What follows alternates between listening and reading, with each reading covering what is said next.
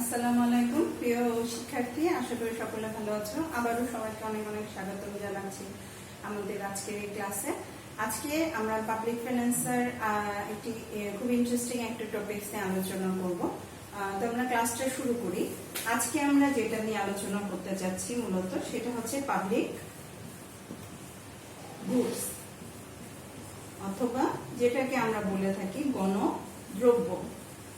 এই গণদ্রব্য বা public goods বলতে আমরা আসলে মূলত কি বুঝে থাকি? এই গণদ্রব্য বা পাবলিক গুডস আসলে বলা হয় যে সকল দ্রব্য রাষ্ট্রের মালিকানাধীন প্রতিষ্ঠান থেকে সরবরাহ করা হয় বা উৎপাদন করা হয় এবং যে দ্রব্যগুলোর দাম মূলত সরকার কর্তৃক বা রাষ্ট্র কর্তৃক নির্ধারিত থাকে, সে ধরনের দ্রব্যকে আমরা সাধারণত গণদ্রব্য বা পাবলিক গুডস বলে থাকি। এই পাবলিক গুডস এর ক্ষেত্রে আমার কিছু কিছু হচ্ছে বৈশিষ্ট্য বা ক্যারেক্টারিস্টিক্স আমরা দেখতে পাই। সেক্ষেত্রে আমরা যেটা বলে থাকি যে পাবলিক গুডস এর প্রথমে যেটা বললাম, যেটা রাষ্ট্রীয় মালিকানাধীন বা হচ্ছে কোনো হচ্ছে রাষ্ট্র কর্তৃক পরিচালিত কোনো প্রতিষ্ঠান থেকে এটার উৎপাদন বা হচ্ছে সরবরাহ করা হয়। তারপরে যেটি বললাম আমরা যে এই দ্রব্যটির দাম হচ্ছে সরকার বা আমাদের রাষ্ট্র কর্তৃক নির্ধারিত থাকে। আমাদের পাবলিক গুডস এর ক্ষেত্রে আমরা মূলত যেটা দেখে থাকি যে এই গুডসটি হচ্ছে মূলত সমাজের জনগণ যারা আছে, অর্থাৎ সোসাইটির যে মেম্বার গুলো আছে বা সামাজিক কল্যাণ নিশ্চিত করার জন্য এই গুডস গুলো মূলত তৈরি করা হয়। তো এই ক্ষেত্রে আমরা হচ্ছে পাবলিক গুডস বা গণদ্রব্যকে আমরা সোশ্যাল গুডস বা সামাজিক দ্রব্য হিসাবেও অনেক সময় বলা হয়ে থাকে। তো আরেকটি জিনিস হচ্ছে যে এর আরেকটি বৈশিষ্ট্য হচ্ছে এই পাবলিক গুডস বা গণদ্রব্যের ক্ষেত্রে কখনো একক ব্যক্তি মালিকানাধীন বা একক ব্যক্তির চাহিদাকে প্রাধান্য দেওয়া হয় না। এটা সমাজের ওভারঅল মানুষের বা সকল জনগণের চাহিদা অনুযায়ী এই গুডস গুলো হচ্ছে তৈরি করা হয়। তারপরে উৎপাদন, ভোগ বিনিময় ইত্যাদির মাধ্যমে সমাজের কল্যাণ সর্বোচ্চ নিশ্চিত করা হয়। এটার একটি ইম্পর্টেন্ট বৈশিষ্ট্য রয়েছে, সেটি হচ্ছে এই সকল দ্রব্যের ক্ষেত্রে মার্জিনাল কস্ট, অর্থাৎ আমাদের প্রান্তিক যে খরচ সেটির মান হচ্ছে শূন্য হয়ে থাকে। তো আমরা এই বৈশিষ্ট্যকে একটু সংক্ষেপে একটু আলোচনা করার চেষ্টা করি। আমরা বলছি মার্জিনাল কস্ট ইকুয়াল টু হচ্ছে শূন্য হয়ে থাকে, অর্থাৎ মার্জিনাল কস্টের আমরা যদি সমীকরণ লিখি del TC by del Q equal to 0, অর্থাৎ এখানে আমরা যেটা বোঝাতে যাচ্ছি যে দ্রব্যের কোয়ান্টিটির পরিবর্তন হলেও আমার টোটাল কস্টের কোনো ধরনের পরিবর্তন হয় না। এই জন্য হচ্ছে এই গণদ্রব্যের মার্জিনাল কস্টে হচ্ছে 0 হয়ে থাকে। তো এই ছিল আমাদের হচ্ছে আজকের এই যে গণদ্রব্যের সংজ্ঞা এবং গণদ্রব্যের হচ্ছে কিছু বৈশিষ্ট্য বা ক্যারেক্টারিস্টিক। তো আমরা এখন একটু দেখার চেষ্টা করব যে গণদ্রব্যের ক্ষেত্রে আমরা মানে বাজার কিভাবে হচ্ছে গণদ্রব্যের ক্ষেত্রে কাজ করে থাকে। তো আমরা যেহেতু গণদ্রব্য বারবার বলছি বা পাবলিক গুডস এর কথা বলছি, তোমরা কম বেশি সবাই হচ্ছে এক্সাম্পল জানো, তাও বলে দিচ্ছি। যেমন আমার পাবলিক ট্রান্সপোর্ট অর্থাৎ গণপরিবহন আমার এক ধরনের পাবলিক গুডস, আমার হচ্ছে রাস্তাঘাট এক ধরনের পাবলিক গুডস, আমার বিদ্যালয় হতে পারে, আমার অর্থাৎ শিক্ষা প্রতিষ্ঠান, আমার সেবা খাত, এই ধরনের দ্রব্যগুলো আমার সবই হচ্ছে পাবলিক গুডস এর আওতায় আমরা হচ্ছে উদাহরণ হিসাবে ব্যাখ্যা করে থাকি। তো আমরা যখন এই দ্রব্যগুলোকে হচ্ছে গণদ্রব্য বলে থাকি তখন হচ্ছে তোমরা একটু চিন্তা করলে বুঝতে পারবে, যেমন ধরো একটি পাবলিক ট্রান্সপোর্টের কথা যদি আমরা বলি, অর্থাৎ গণপরিবহন যেগুলোকে আমরা ব্যবহার করে থাকি, সেই ক্ষেত্রে যে ব্যাপারটা হয় যে কোনো জনগণ এটার সুবিধা হচ্ছে ভোগ করে, কোনো জনগণ এটার সুবিধা ভোগ নাও করতে পারে। কিন্তু এই গণপরিবহনের ক্ষেত্রে যদি এক বা একাধিক লোক এই দ্রব্যটা ভোগ করে, সেক্ষেত্রেও উপযোগের কোনো কম হয় না বা হচ্ছে কারোর উপযোগ হচ্ছে নিঃশেষ হয়ে যায় না। অর্থাৎ যে ভোগ করলো আর যে করলো না সেই ক্ষেত্রে কোনো উপযোগ পাবে না, কিন্তু যে ভোগ করছে সে যে হচ্ছে খুব বেশি উপযোগ পাবে তাও না, কারণ সে আরেকজন ভোগ করছে না, অথবা হচ্ছে যে ভোগ করছে সে বারবার ভোগ করছে বলে তার উপযোগ খুব বেশি মাত্রায় হয়ে যাবে তাও না। মূলত হচ্ছে আমাদের জনগণের হচ্ছে সামাজিক কল্যাণ, সর্বাধিক সামাজিক কল্যাণ নিশ্চিত করার ক্ষেত্রে আমরা যেটা অর্থনীতির ভাষায় বলে থাকি, অথবা এমনি আমরা যদি কথায় বলে থাকি যে আমাদের জনগণের সর্বোচ্চ কল্যাণ নিশ্চিত করার জন্য সরকার আমাদের জনগণের জন্য এই ধরনের পাবলিক গুডস বা হচ্ছে গণদ্রব্য উৎপাদন করে থাকে।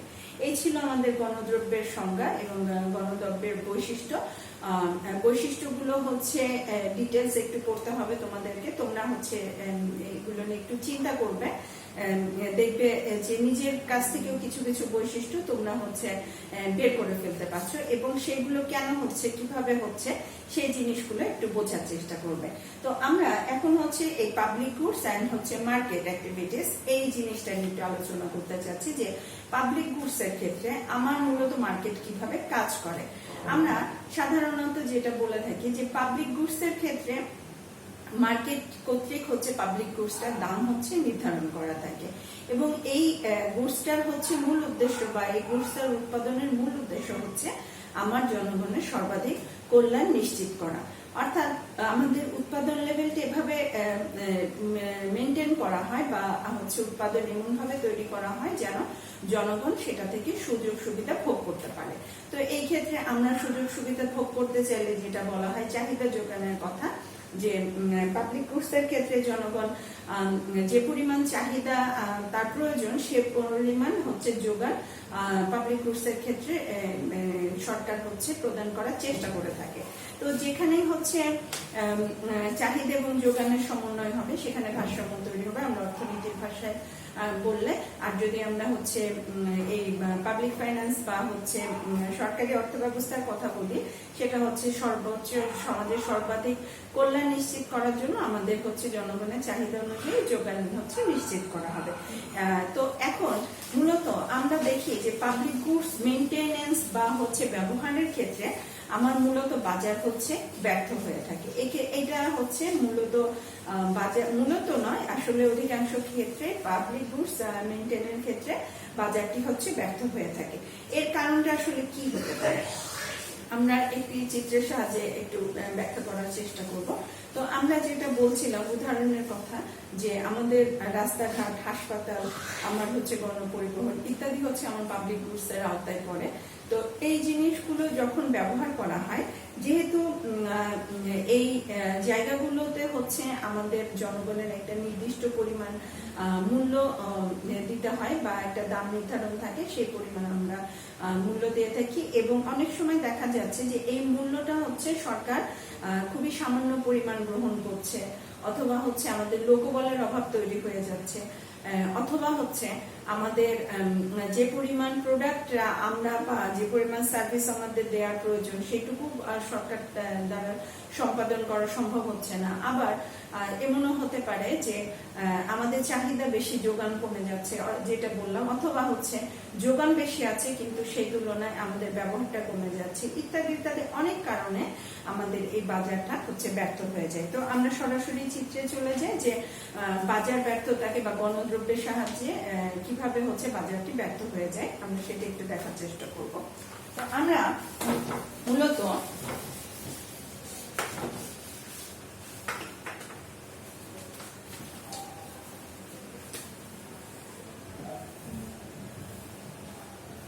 আমরা ভূমি অক্ষে যদি গণদ্রব্যের পরিমাণ দিই, গণদ্রব্যের পরিমাণ, এবং লম্ব অক্ষে আমরা যদি দাম, ব্যয়, উপযোগ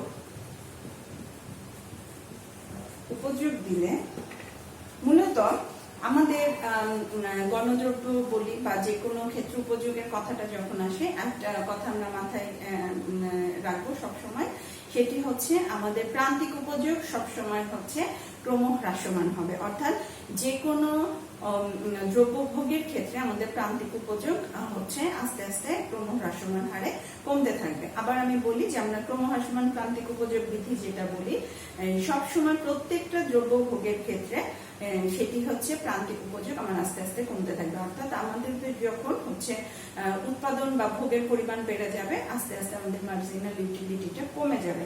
তো আমরা এখানে ধরে নিই যে আমাদের দুইজন ব্যক্তি সাথে আমরা তুলনা করব আমাদের এই সামাজিক মার্জিনাল ইউটিলিটিকে। প্রথমে আমরা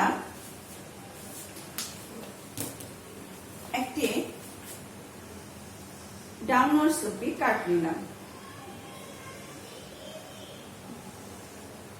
প্রথমটি মার্জিনাল ইউটিলিটি অফ এ, অর্থাৎ হচ্ছে এ ব্যক্তির মার্জিনাল ইউটিলিটি কার্ভ। এই লেখাগুলো একটু প্যারালাল হবে, তোমরা একটু খেয়াল করে নিবে।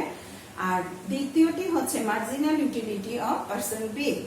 এবং আমরা যখন হচ্ছে মার্জিনাল ইউটিলিটি হচ্ছে অফ সোসাইটির যখন আমরা হিসাব করব, তখন marginal utility of A plus হচ্ছে মার্জিনাল ইউটিলিটি অফ বি হবে। অর্থাৎ এই দুইজন ব্যক্তি আমরা ধরে নিচ্ছি, দুইজন ব্যক্তির সাহায্যে আমরা তুলনা করার মাধ্যমে আমরা এই বাজার ব্যাপারটাকে তুলে ধরার চেষ্টা করব। তো আমরা যেটা বলছিলাম যে প্রথম ব্যক্তির মার্জিনাল ইউটিলিটি হচ্ছে MU1 এ MUA, এবং পরবর্তী ব্যক্তি বা বি ব্যক্তির হচ্ছে মার্জিনাল ইউটিলিটি হচ্ছে, এটা হচ্ছে মার্জিনাল ইউটিলিটি এর থেকে এটা হচ্ছে ডান দিকে, অর্থাৎ উচ্চতর মার্জিনাল ইউটিলিটি বা বেশি উপযোগ পাচ্ছে, এটা আমরা দেখতে পাচ্ছি। আর সোসাইটি হবে দুইটার সমষ্টি। আমরা এইটাকে দিচ্ছি মার্জিনাল কস্ট কার্ভ, বা যেটাকে আমরা বলছি হচ্ছে সাপ্লাই কার্ভ হিসাবে ট্রিট করছি। এই মার্জিনাল কস্ট কার্ভটা দ্বারা কি বোঝাচ্ছি যে এই মার্জিনাল অর্থাৎ আমাদের এই উৎপাদন করতে আমাদের হচ্ছে যে পরিমাণ খরচ হবে বা আমাদের হচ্ছে কোয়ান্টিটি চেঞ্জের সাপেক্ষে টোটাল কস্টের যে চেঞ্জ, সেটা হচ্ছে মার্জিনাল কস্ট কার্ভ সাহায্যে দেখানোর চেষ্টা করছি। তো সোসাইটির মার্জিনাল ইউটিলিটি কার্ভের সাথে ই বিন্দুতে হচ্ছে মার্জিনাল কস্ট কার্ভ হচ্ছে ইন্টারসেক্ট বা ছেদ করেছে, এবং এইখানে হচ্ছে আমার marginal utility equal to marginal utility of S equal to marginal cost হচ্ছে পরস্পর সমান। অর্থাৎ এই বিন্দুতে আমার হচ্ছে ভারসাম্য তৈরি হচ্ছে। তো আমরা এই ভারসাম্য থেকে যদি হচ্ছে দাম নির্ধারণের করি, তাহলে আমরা দিলাম এখানে হচ্ছে পি হচ্ছে আমাদের সেই নির্দিষ্ট গণদ্রব্যের হচ্ছে দামের পরিমাণ, যেই দামে আমাদের হচ্ছে জনগণ হচ্ছে এই প্রোডাক্টটি হচ্ছে ক্রয় করতে পারবে বা উপযোগ পেতে পারবে। তো এইখান থেকে আমরা ই থেকে যদি হচ্ছে নিচে একটি দাগ দিই, এম দিলাম, বা হচ্ছে কোয়ান্টিটি এম দিয়ে আমরা বোঝাচ্ছি যে ও কিউ পরিমাণ পণ্যের জন্য সোসাইটি থেকে বা হচ্ছে রাষ্ট্র থেকে দাম নির্ধারণ করা হয়েছে ওপি পরিমাণ। কিন্তু এইখানে দেখো আমাদের এইখানে হচ্ছে দুইজন ব্যক্তির মার্জিনাল ইউটিলিটি দেওয়া আছে। তো আমরা হচ্ছে এখানে যদি এ ব্যক্তির মার্জিনাল ইউটিলিটি দিই, এখানে আমরা হচ্ছে এম এ দিলাম মার্জিনাল ইউটিলিটি, এবং বি ব্যক্তির ক্ষেত্রে হচ্ছে মার্জিনাল ইউটিলিটি দিচ্ছি এম বি। অর্থাৎ এই একই দামে এ ব্যক্তি ভোগ করছে হচ্ছে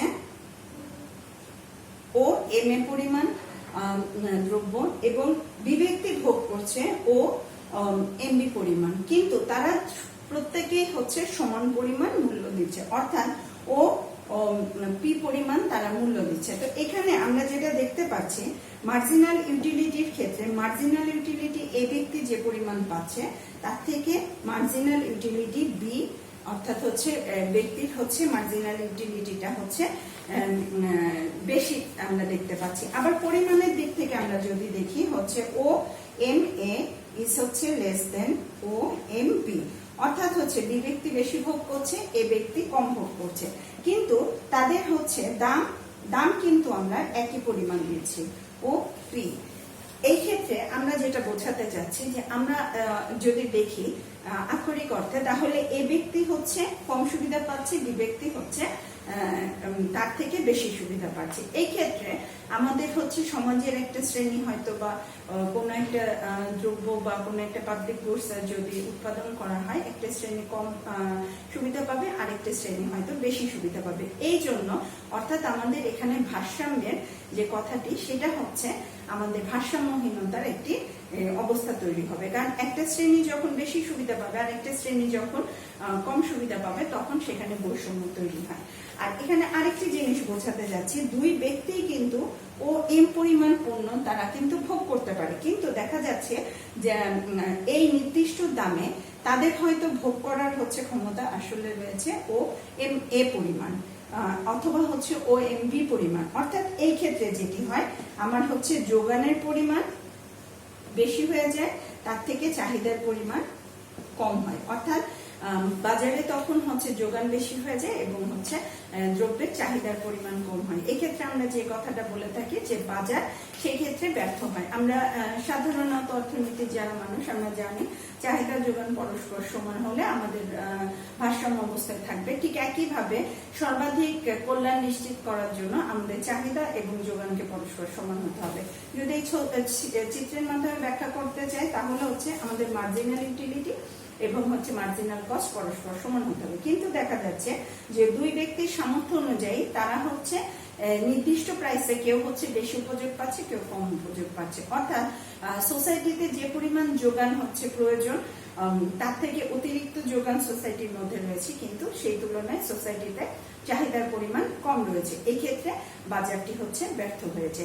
তো এই ছিল হচ্ছে বাজার ব্যর্থতা, অর্থাৎ হচ্ছে আমাদের পাবলিক গুডস বা হচ্ছে গণদ্রব্য ব্যবহারের ক্ষেত্রে বাজার কেন ব্যর্থ হয়। আশা করি তোমাদের বুঝতে কোনো অসুবিধা হয়নি। তোমরা হচ্ছে চিত্রটি একটু ভালো করে বোঝার চেষ্টা করবে আর হচ্ছে বিস্তারিত যে চিত্রের কাঠামোগুলো রয়েছে ওগুলো হচ্ছে নিজের ভাষায় ব্যাখ্যা করার চেষ্টা করবে।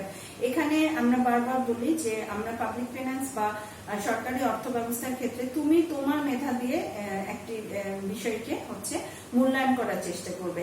সেই ক্ষেত্রে হচ্ছে তোমাদের আশা করি কোনো সমস্যা হবে না। তো আজকে এতটুকু পর্যন্তই। আশা করি সবাই ভালো থাকবে ইনশাল্লাহ।